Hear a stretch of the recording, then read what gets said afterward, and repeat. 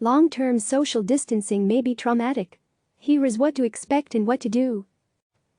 Passover is here, and Easter and Ramadan are approaching. Occasions that typically bring families together to pray, reflect and celebrate. Fellowship needed, perhaps, now more than ever, will look different this year as the coronavirus pandemic continues.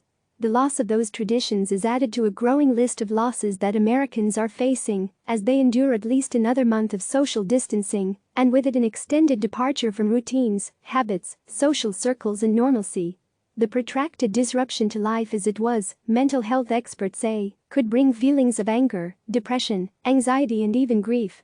There is literal grief like losing loved ones, said Dr. Vaile Wright, the American Psychology Association's Director of Clinical Research. But there is a grief of experiences that we are losing right now. There can feel like there is a lot of loss right now, a loss of freedom, a lot of things we took for granted. The next few months may take a toll on the nation's mental health, experts say, but it is possible to mitigate the stress.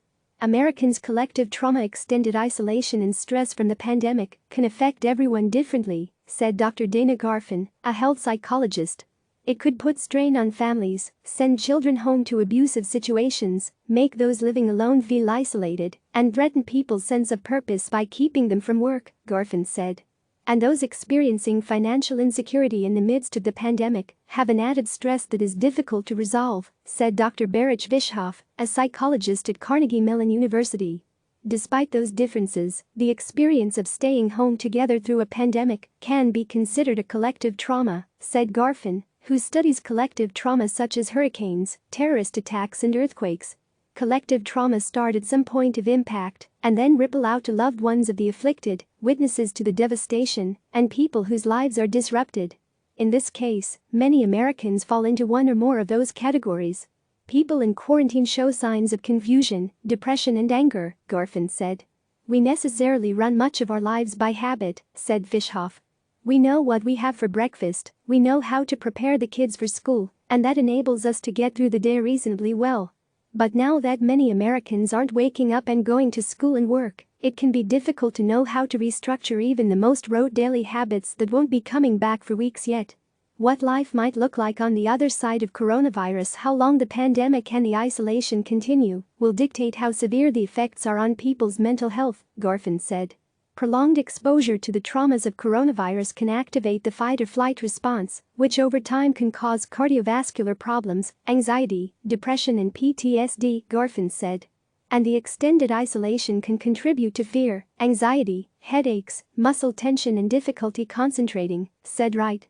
For some groups, like healthcare workers, those in the media and people in newly deemed essential jobs, the end result may be guilt, grief and PTSD, said Wright. But, Wright and Garfin agreed, humans are resilient. Some may forget everything they just went through and go back to their daily lives when it is all over, Wright said, but many can come out of this with stronger relationships and a better perspective on what is important. How to get through it, the future is uncertain, but life will be different for at least the next month, and that knowledge can be the first step to making this new temporary reality as good as it can be. Now that it is clear the change is for more than a couple of weeks, it is important to create a new routine, one that includes showering, getting dressed and maintaining family meals, not treating the time as an extended snow day or spring vacation, Wright said. There is an opportunity for people to develop new habits around the disruption, which can relieve the stress of feeling like starting from scratch every day, Bischoff said. And all three say it is important to use social media to be social, not to feed the anxiety that conflicting coronavirus information on the platform stokes. They also agree that this experience is difficult, and it is important to acknowledge that and not be too critical of what one could have done before or could be doing now. I think that we need to recognize that this is totally unprecedented, and we really are just doing the best we can, and that's okay, Wright said. And for people doing the best they can but struggling to work, study or care for their families, virtual mental health resources may be a crucial next step. And for those who are lonely and isolated, Garfin suggests reframing for a feeling of community within that experience. We aren't in our houses alone, we are doing something for each other, for our community, Garfin said. It's a shared effort, something that we are all a part of and something we are all contributing to. It's going to be difficult, but it's not permanent. Click subscribe to receive the latest news.